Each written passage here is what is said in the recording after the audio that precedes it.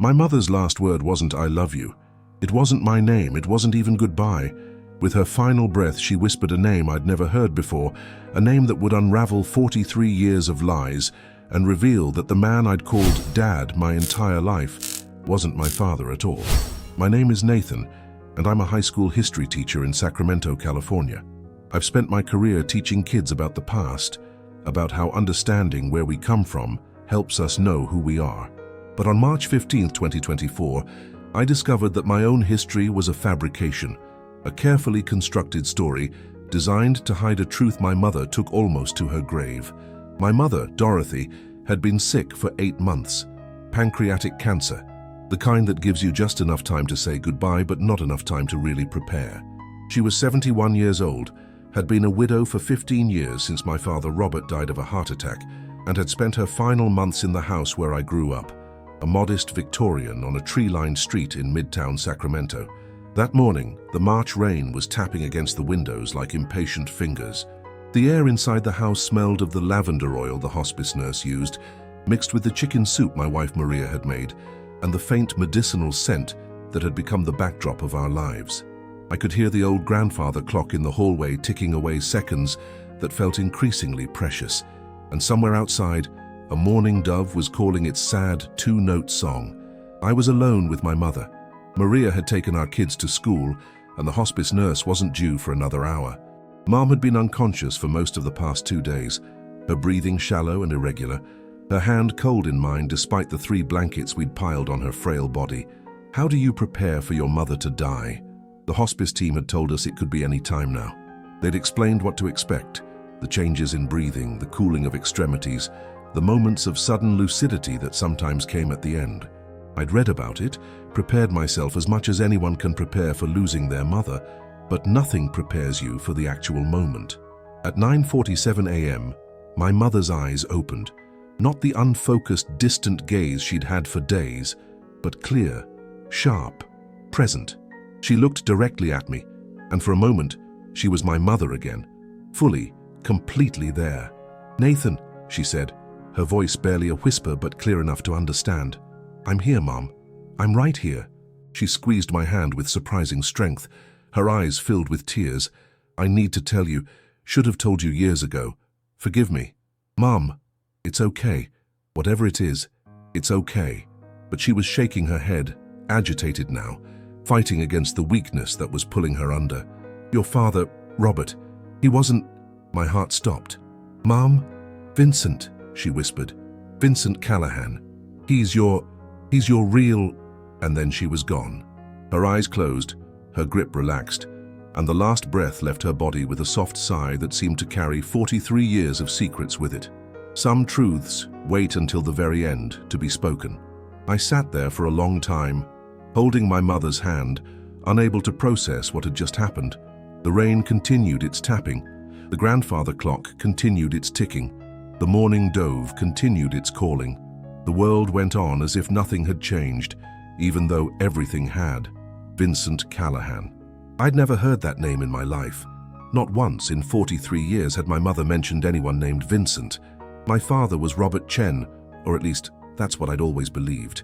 Robert Chen, the quiet accountant who taught me to ride a bike and helped me with math homework and walked me down the aisle at my wedding.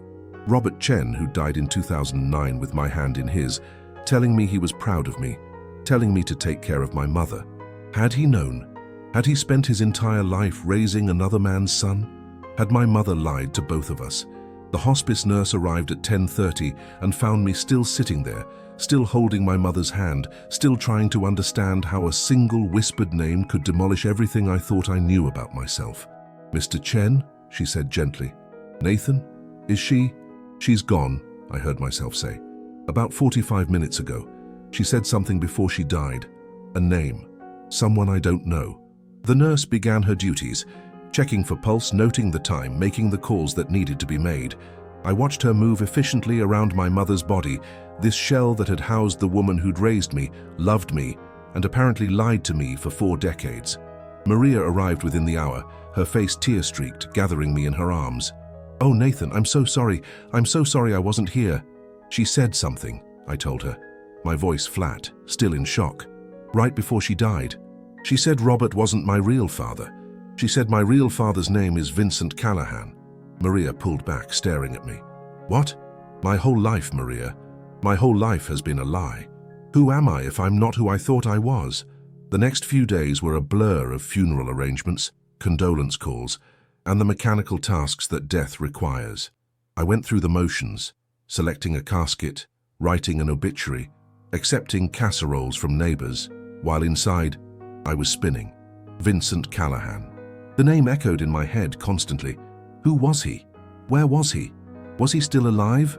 Did he know I existed? And the questions about my mother multiplied. Had she loved Robert? Had their marriage been real?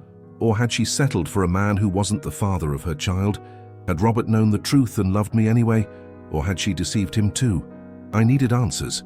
But first, I had to bury my mother, the woman who'd given me life and then lied about its origins for 43 years. The funeral was on a Tuesday, under grey Sacramento skies that seemed appropriate for burying secrets, and as I watched them lower my mother's casket into the ground, I made a silent promise. I would find Vincent Callahan. I would learn the truth, and I would understand why my mother had chosen to keep this secret until her very last breath. The investigation began in my mother's house. 2 weeks after the funeral, I returned alone to sort through her belongings. Maria had offered to come, but I told her I needed to do this myself. What I didn't tell her was that I wasn't just cleaning out closets, I was searching for evidence of a life my mother had hidden from everyone. The house felt different now, empty of her presence but full of her things. The air still smelled faintly of lavender and chicken soup, ghost scents that would probably linger for months. The grandfather clock had stopped. I'd forgotten to wind it, and the silence felt oppressive, judgmental, like the house itself was waiting to see what secrets I would uncover. Every home holds secrets in its walls. I started with the obvious places: her desk, her filing cabinets, the fireproof safe in her closet where she kept important documents. I found what I expected. Birth certificates, mine listed Robert Chen as father. Marriage certificate, Dorothy Miller to Robert Chen, June 1980. Tax returns, insurance policies, the deed to the house. Nothing about Vincent Callahan. Nothing that explained my mother's deathbed confession. I moved to less obvious locations. The boxes in the attic, dusty and labeled in my mother's neat handwriting, Christmas decorations, Nathan's baby clothes, old photos, the storage bins in the garage, the back of her bedroom closet, where old shoeboxes were stacked like archaeological layers of her life. It was in one of those shoeboxes, unmarked, shoved behind winter coats she never wore anymore, that I found it. The box contained letters, dozens of them bundled with a faded ribbon, written on thin airmail paper in handwriting I didn't recognize. The return address on the envelopes was APO, indicating military mail, and they were all addressed to Dorothy Miller at an address in San Francisco I'd never heard of. The first letter was dated August 1979. I opened it with trembling hands. "My dearest Dorothy," it began. "I'm writing this from somewhere I can't name, doing things I can't describe, but I need you to know that every night, before I close my eyes, I think of you. I think of that weekend in Monterey, the smell of salt water and your perfume mixing together, the sound of waves and your laughter. I carry those memories like armor. The situation here is complicated. They're extending deployments, and I don't know when I'll be back. But when I am, Dorothy, I'm coming straight to you. I meant what I said that last night. I want to build a life with you. I want everything with you. Wait for me. Please wait for me. All my love, Vincent." Letters are time capsules of hearts that once beat, oh my God. My mother had had a love affair with a soldier. Before my father, before Robert, there had been Vincent, writing her love letters from some unnamed military deployment. I read more letters, watching their relationship unfold on paper. Vincent had been Army, stationed overseas in what I eventually determined was Iran during the late 1970s, the chaotic period leading up to the hostage crisis. He'd met my mother in San Francisco while on leave, and they'd had what he described as 3 perfect days that changed my life. The letters grew more passionate over months. Vincent wrote about their future plans, a house in Northern California, children growing old together. Dorothy, it seemed, had written back faithfully, though I couldn't find her letters. Then the tone changed. In January 1980, Vincent's letters became confused, almost frantic. "Dorothy, I've been trying to reach you for weeks. Your letters have stopped. I called your apartment and some man answered. He said you'd moved out. Please tell me what's happening. Are you okay? Have I done something wrong? I'm being reassigned, can't say where, but I'll find a way to contact you. Don't give up on us, please. The last letter was dated February 1980, just 4 months before my mother married Robert Chen. I finally got through to your sister. She told me you're engaged. She told me you're marrying someone named Robert Chen, someone you've only known for 2 months. Dorothy, I don't understand. What happened to us? What happened to everything we planned? I'm being sent somewhere I can't come back from for a long time. Years, maybe. If this is really what you want, if you really love this Robert person, then I'll respect your decision. I'll disappear from your life. But I need you to know, I would have married you. I would have given you everything. I don't know what changed, but I will love you until the day I die. Goodbye, Dorothy. Be happy. That's all I want for you now. Vincent. I sat on my mother's bedroom floor, surrounded by letters from a man I'd never known, and I did the math. February 1980, Vincent's last letter. June 1980, my mother married Robert. March 1981, I was born. If Vincent was my real father, my mother had been pregnant when she married Robert. She'd married one man while carrying another man's child, and she'd never told either of them the truth. But why? What had happened to make her abandon Vincent and marry Robert so quickly? The math of conception doesn't lie. I found one more item in the shoebox, a photograph, faded and creased from handling. It showed a young man in army dress uniform, dark-haired and handsome, with a smile that seemed to light up the faded Kodak paper. On the back, in my mother's handwriting, Vincent Monterey, 1979. I looked at that photograph for a long time, at the shape of his jaw, the set of his eyes, the way he held his shoulders. Then I looked in the mirror on my mother's dresser. The resemblance was undeniable. Robert Chen had been Chinese-American, and I'd always wondered why I looked so different from him. Lighter skin, different bone structure, features that my mother had explained away as taking after her side of the family. But now, looking at Vincent Callahan's photograph, I understood. I wasn't Robert Chen's son. I was Vincent Callahan's son. And my mother had spent 43 years hiding that truth from everyone, including, possibly, both of my fathers. If you're finding this story compelling, please like and subscribe. Have you ever discovered a family secret that changed how you saw your past? Share in the comments below. I needed to find Vincent Callahan. I needed to know if he was still alive, if he knew about me, if he'd spent the past 43 years wondering what had happened to the woman he'd loved. But first, I needed more information from the one person who might have answers, my Aunt Rachel, my mother's younger sister. Rachel lived in a retirement community in Carmel, about 3 hours from Sacramento. I called her the day after finding the letters. Nathan. Her voice was warm, concerned. How are you holding up, honey? I'm so sorry I couldn't make it to the funeral. My hip has been giving me trouble, and the doctors said, Aunt Rachel, I interrupted, I need to ask you about someone named Vincent Callahan. The silence on the line was deafening. Where did you hear that name? She finally asked. Her voice changed, guarded now, wary. Mom told me, right before she died. She said he was my real father. Rachel let out a long, shaky breath. Oh, Dorothy, after all these years. You knew? I knew there was someone before Robert. I knew she was heartbroken when she came back from San Francisco. And I knew... She paused, and I could hear her gathering courage. I knew the timing of your birth never quite added up with her wedding date. Family secrets are never kept by just one person. I drove to Carmel the next weekend. The coastal highway was stunning, Big Sur cliffs dropping into churning blue Pacific, the smell of sea salt and cypress through my open windows, but I barely noticed. My mind was entirely focused on the story Rachel was about to tell me. She lived in a small cottage with a view of the ocean, decorated with watercolors she'd painted herself. The air smelled of chamomile tea and the salt breeze coming through the open windows. When I arrived, she had a photo album waiting on the coffee table. I always knew this day might come, she said, settling into her chair with a cup of tea, trembling slightly in her hands. I told Dorothy she should tell you. I told her for years, but she was so afraid. Afraid of what? Of losing you, of you hating her, of everything falling apart. Rachel opened the album to a page I'd never seen. Photographs from 1979, showing my mother young and radiant, standing next to the handsome soldier from the shoebox photo.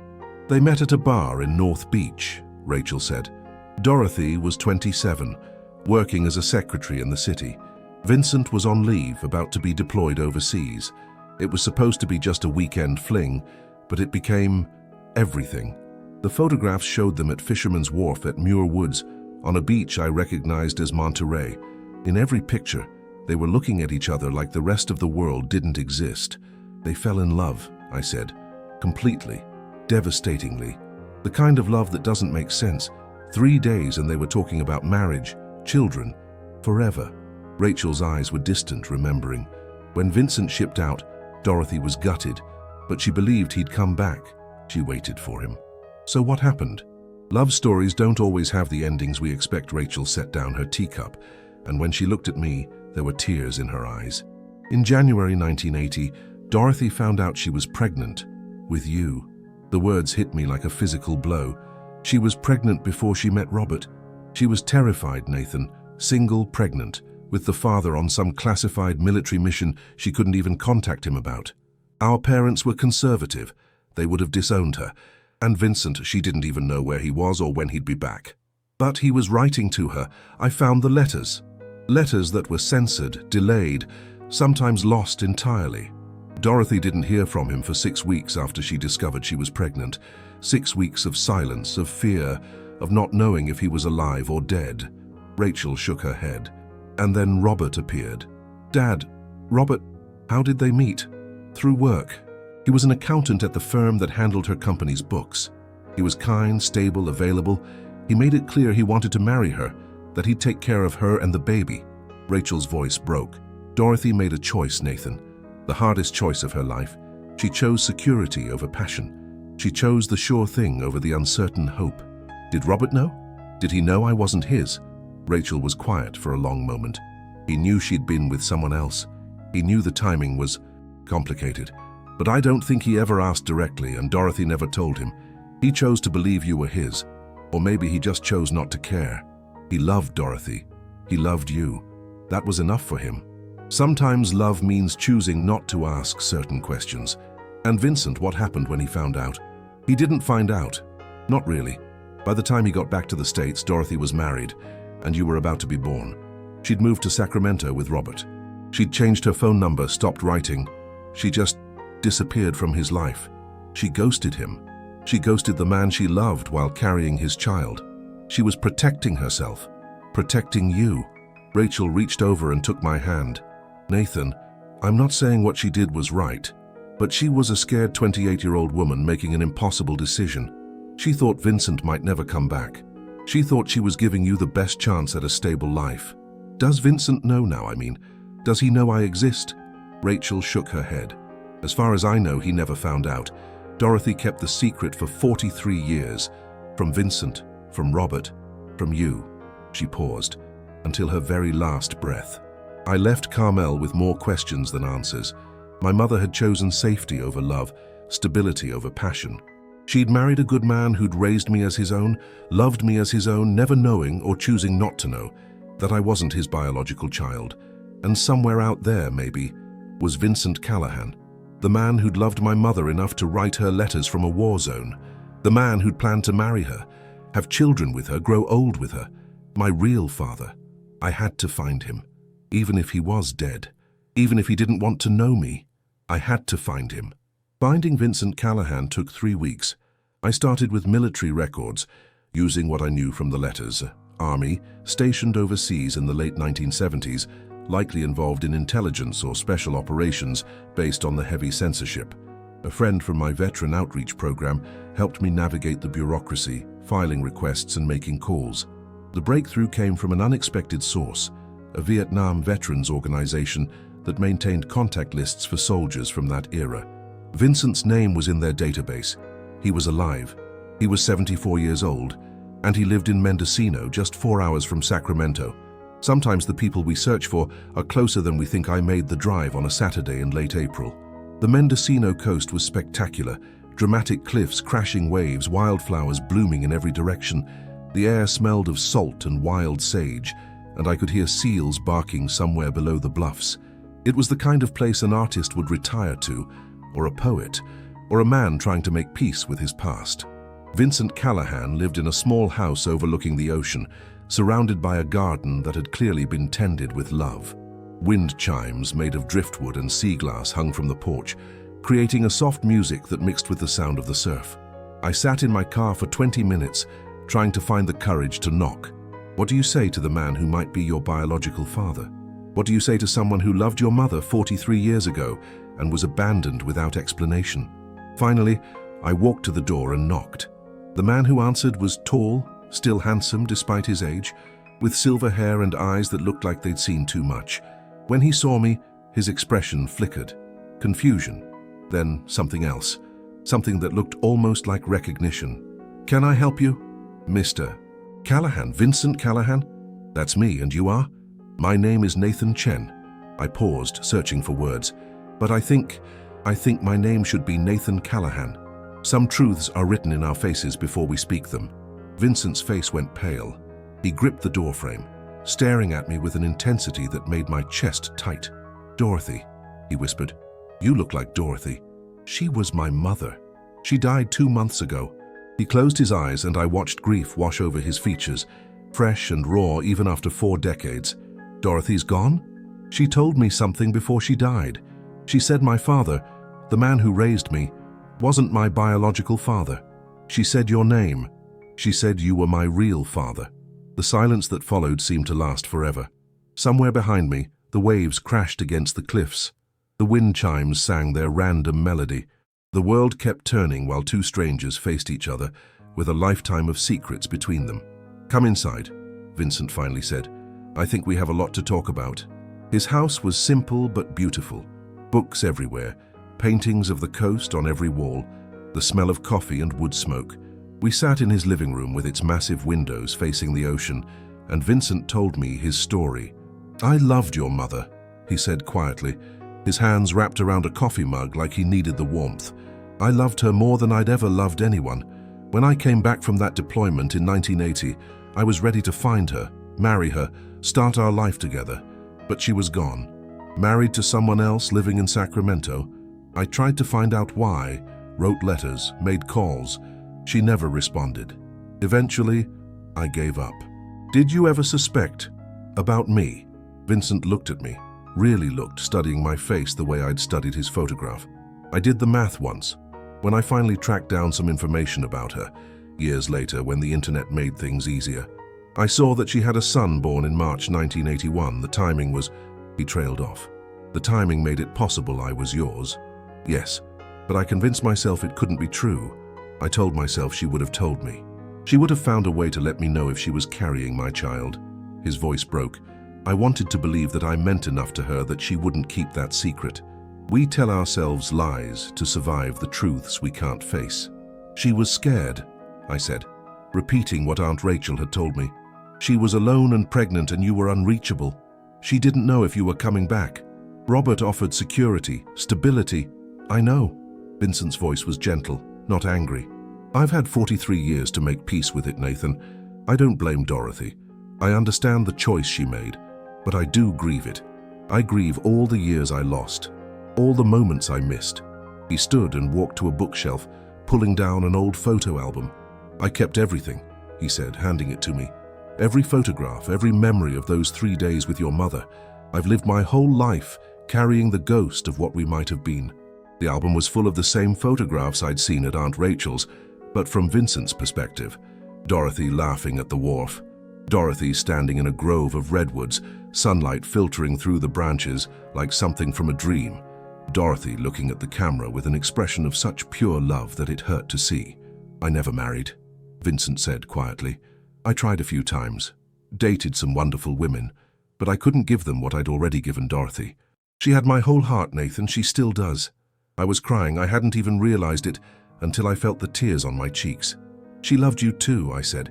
"She kept your letters, all of them. She kept them hidden for 43 years. Vincent's face crumpled. "She kept them. Every single one. I found them after she died." He sat down heavily, tears streaming down his weathered face. "I thought she'd forgotten me. I thought those 3 days meant nothing to her. I thought..." He couldn't continue. "They meant everything," I said. "That's why she couldn't tell me. That's why she kept the secret. Because if she admitted the truth, She'd have to admit that she'd given up the love of her life for safety. She'd have to admit that she'd kept us apart. Vincent and I talked for 6 hours that first day. We talked until the sun set over the Pacific, painting the sky in shades of orange and pink that Dorothy would have loved. We talked until the stars came out, and the lighthouse on the point began its slow rotation. We talked until we'd emptied a pot of coffee and most of a bottle of wine, and our voices were hoarse with emotion. He told me about his life, the military career that had kept him overseas for years, the eventual return to civilian life, the career as a photographer that had brought him to Mendocino. He'd spent decades capturing the beauty of the California coast, his work hanging in galleries from San Francisco to Los Angeles. He'd built a quiet life, a peaceful life, but always with that undercurrent of loss. "I always felt like something was missing," he said. "Even when things were good, there was this hollow place. Now I understand what it was. It was you, Nathan. It was my son. Some absences shape us more than presences ever could." I told him about my life too. About Robert, the man who'd raised me with love and dedication. About Maria and our kids. About my career teaching history, the irony of which wasn't lost on either of us. "Robert sounds like a good man," Vincent said. "He was. The best. He loved me like his own, even if—" I trailed off.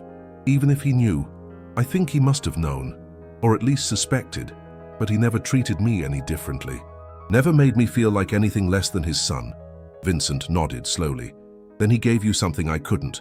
He was there, every day, every birthday, every scraped knee and first day of school. That matters, Nathan. That matters more than blood. Fatherhood is measured in presence, not DNA, but blood matters too. I felt it as I sat across from this man who was unmistakably my biological father. The same jaw, the same eyes, the same way of tilting our heads when we listened. I was Robert Chen's son in every way that mattered, but I was also Vincent Callahan's son in ways that couldn't be denied. "What do we do now?" I asked. "Whatever you want," Vincent said. "I've already had 43 years taken from me.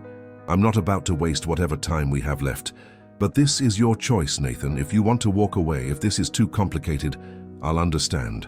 I thought about Robert, the man who'd taught me to ride a bike, who'd helped me with homework, who'd held my hand when he died and told me he was proud of me. I thought about my mother, the woman who'd loved 2 men, who'd made an impossible choice, who'd carried her secret until her very last breath. And I thought about Vincent, the man who'd loved my mother across decades, who'd lived with a hollow place in his heart, who'd just learned he had a son. "I don't want to walk away," I said. "But I need you to understand, Robert was my father. He'll always be my father. I'm not replacing him with you. I would never ask you to. But maybe—" I hesitated, trying to find the right words. "Maybe I can have 2 fathers, one who raised me and one who just found me. Maybe there's room for both." Vincent smiled through his tears. "I'd like that. I'd like that very much." This story reminds us that family isn't defined by blood alone. It's defined by love, by presence, by the choice to show up day after day. But it also reminds us that our origins matter, that the truth has a way of surfacing eventually, and that it's never too late to find the pieces of ourselves that were missing. If this story moved you, please subscribe for more stories about the complicated bonds that connect us. Share in the comments, have you ever discovered something unexpected about your family history? How did it change how you see yourself? 6 months later, I brought Maria and our kids to Mendocino. They met Vincent, their grandfather, I'd started calling him, though the word still felt strange on my tongue, and we spent a weekend walking the coastal trails, eating at small restaurants that served fresh-caught fish, listening to Vincent's stories about his life and his love for my mother. He gave me something before we left, a box of photographs he'd taken over the years, sunsets over the Pacific, redwood forests in morning fog, wildflowers blooming on cliffsides, and hidden among them, pictures he'd taken during those 3 days with Dorothy. Pictures I'd never seen, moments I'd never known existed. In one photograph, my mother stood at the edge of the ocean, her shoes in one hand, her face turned toward the sun. She was smiling, not posing, not performing, just radiating joy. On the back, in Vincent's handwriting, "Dorothy Mendocino, 1979, the day I knew." I keep that photograph on my desk now, next to a picture of Robert holding me as a baby. My 2 fathers, the one who raised me and the one who just found me. Both of them part of my story now. My mother kept her secret for 43 years, and I'll never fully understand why.